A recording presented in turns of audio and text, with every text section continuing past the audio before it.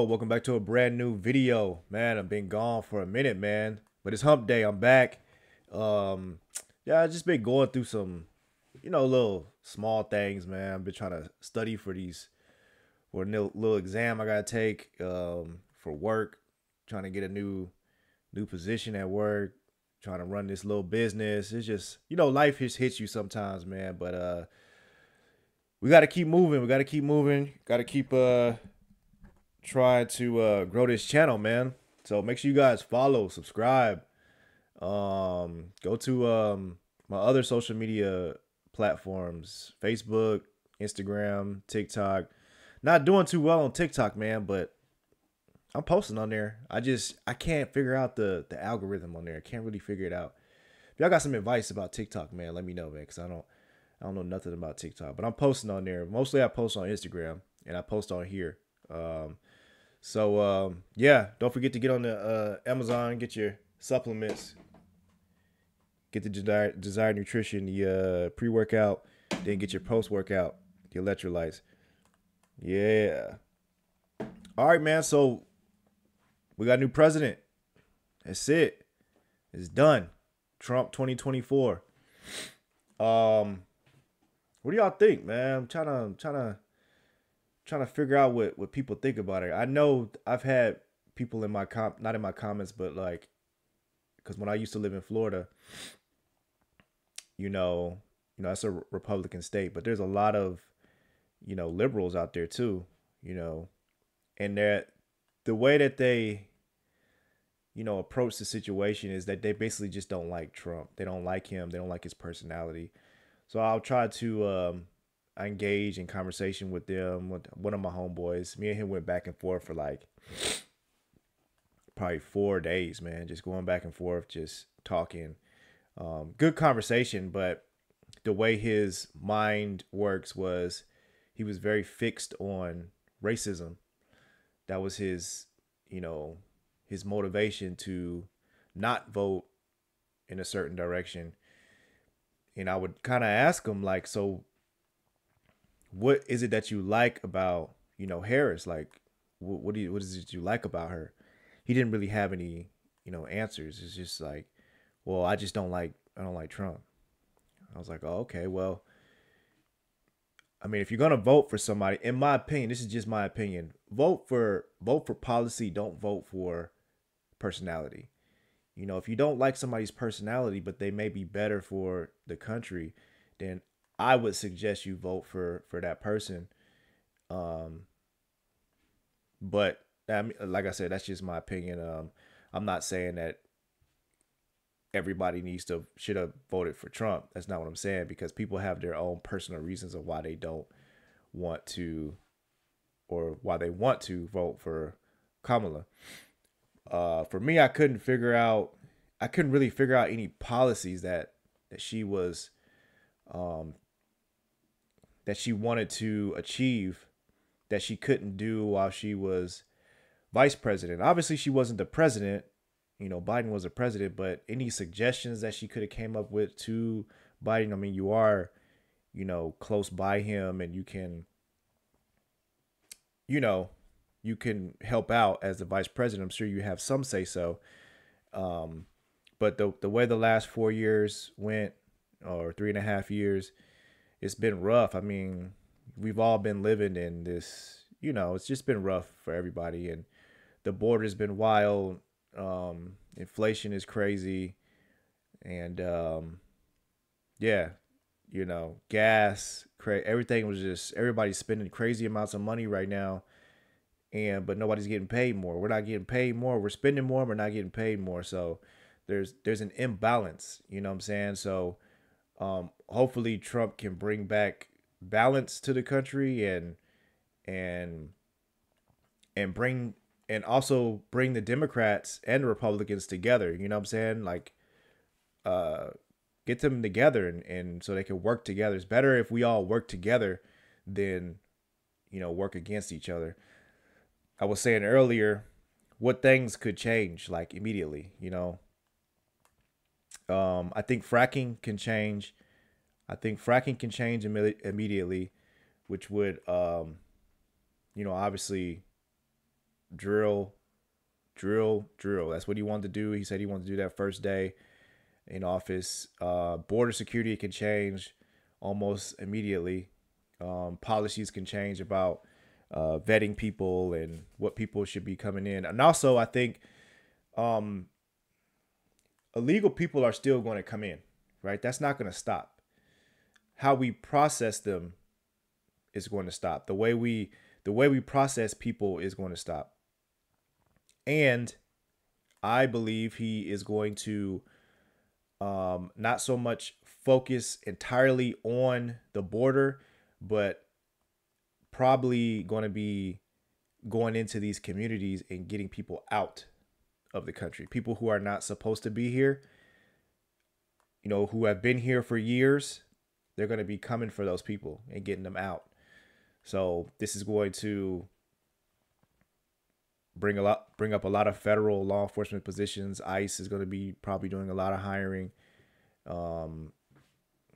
HSI will be busy. You know, a lot of these law enforcement agencies will be busy, which I think will be good. As long as you're getting rid of people who are not supposed to be here and they're, you know, causing problems. You know what I mean? I think those are the first people that you should go after, the people that are causing problems. Now, if you're just laying low and you made it here and, you're not causing problems, you better figure out a way how to get your citizenship. You better be working on that, because a lot of people are getting these notice to appears and they're not going to appear to court.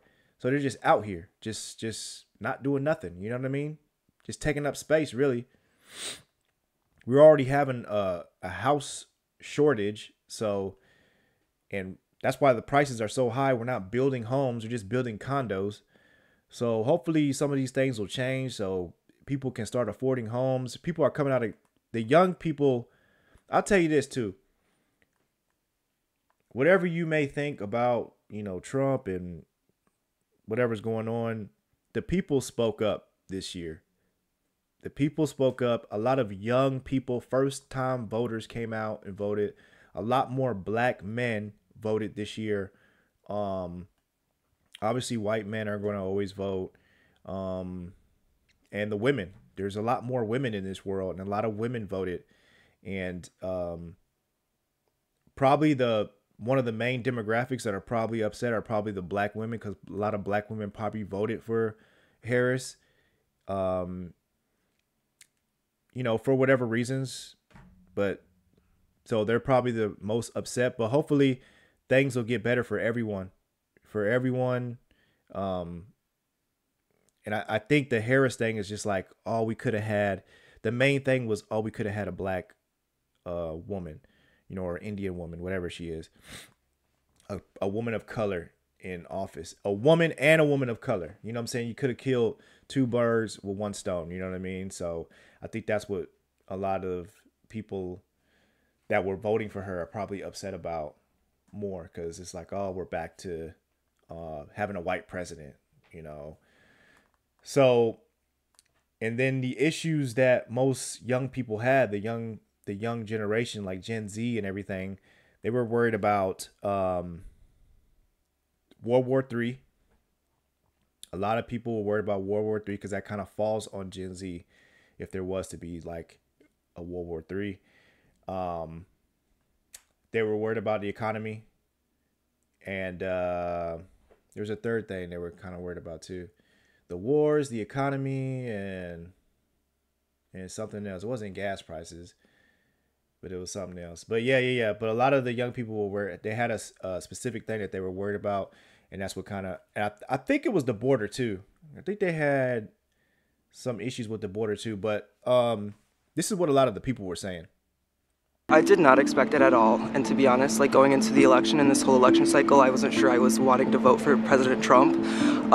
It was a very tumultuous process, but seeing the campaigning and seeing how Harris's policies ended up in this throughout the summer, and seeing Biden drop, and seeing that really unsteady process, I realized that this was probably the best choice. So if given the choice between Kamala Harris and Donald Trump, who's going to lead the military in what could be World War III, I have to tip my hat to Donald Trump in that regard.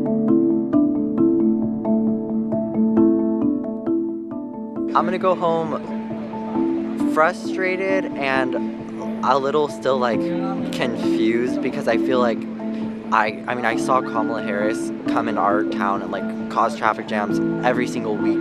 Pittsburgh was like the main place. The rest of the country kind of just was faced with very unclear policies on foreign war from both sides, and I just think that neither have strong enough policies to lead this country in the right direction. I feel that Democratic rhetoric has been more like don't vote for Trump instead of pushing knowledge of policies and raising consciousness of things that the Democratic Party wants to do. So I just saw it coming, and I just had this like feeling all day just in my chest. So I don't think it's fair for anyone to cross the southern border and get some path to citizenship. Donald Trump has a better opportunity to fix those issues that we're having here. He's going to clean everything up and make us all normal again. We need a strong person at the helm. We're very uncomfortable with how many people are coming across the border. We're in Texas. Populist and a anti-incumbent wave because of the impact of both the pandemic and the recovery from it. The top two issues for voters were the economy and the border. This was an overwhelming victory for President Trump. Well, look, I mean, President Trump, in what I think will be known in the history books as a very just sort of startling comeback, wasn't really that startling all along. As it was said back in the early 1990s, it's the economy, stupid. Consistently throughout this campaign, voters were very clear that inflation, rising costs, and the economy were chief among their concerns. I ran into so many voters in North Carolina, in Pennsylvania, in Michigan, in Wisconsin, who would admit, and these are, even conservative to moderate to liberal-minded folks, would say they don't like Donald Trump's personalities, but they had a better life and situation under his policies. And oftentimes, the Times pick the president, not necessarily his personality or how he behaves. And I think that Donald Trump benefited from people having a more nostalgic feeling about his times. Which key voting blocks did Trump gain ground with, which has propelled him to the White House now? Donald Trump's campaign for a long time had been telegraphing the confidence that they could do better, particularly in people of color, men of color, and they really leaned into that heavily throughout this campaign.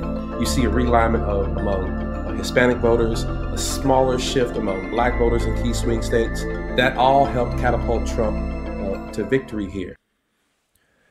Yeah, so that's pretty much what did it for Trump, man. I think people had certain concerns about the country and where the country was going, and Harris she didn't really have any answer for that. When they asked her, what do you plan on doing different that Biden didn't do, and her response was like, nothing really. I believe that's what she said. She's like, nothing's really going to change, and I think that's not good. That's not good for most Americans, right? I think people don't want to live in the same situation that we were living in for the past 3.5 years. So, and like the one guy said, it was a small shift in black voters that went for him. A lot of people are kind of, I don't want to say, I don't know if they're waking up or if they're just deciding to think for themselves. If it would be nice if you could have blind votes. I've always said this. If there was blind votes where you couldn't see who was running for presidency, all you can see is their policies, and you just go down the line and you just vote for policy. You don't know who it is that you're voting for, but you're voting for the policies that they're given. And so we wouldn't have to worry about what person is going to do this, or what person's attitude, or I don't like this person, because a lot of people are just voting because they don't like someone. But even as you saw with those younger people, when Harris was going to their state and she was talking, she wasn't really talking about any policies.